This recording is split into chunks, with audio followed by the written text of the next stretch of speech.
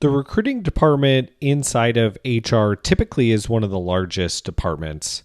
And there's a lot of different levels of seniority, which you don't see in other departments within HR. So they have a lot of different names that can go by talent acquisition and recruiting, which seem to be the most popular. But you'll see staffing, sometimes you'll see sourcing, sometimes you'll see attraction. Like there's all different types of titles that sit within what I'm calling the recruiting or talent acquisition department.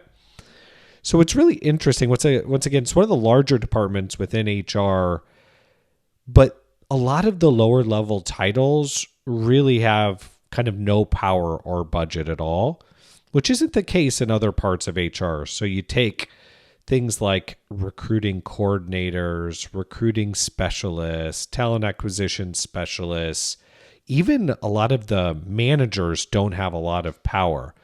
So recruiting managers, talent acquisition, all of those folks, most of the times they don't actually own the budget.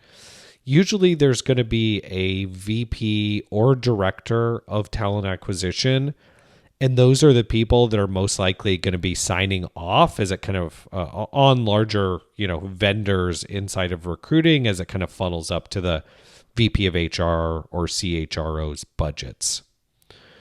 So when you're targeting them, it can be really tough to get at directors specifically and VPs of talent acquisition because they have so many different companies targeting them. They have applicant tracking companies, they have background check vendors, they have assessment vendors. There's larger vendors in the space around recruiting. You have outsourced recruiting and agencies. I mean, they just have so many people reaching out to them. The targeting recruiting many times can be much more difficult than targeting any other department.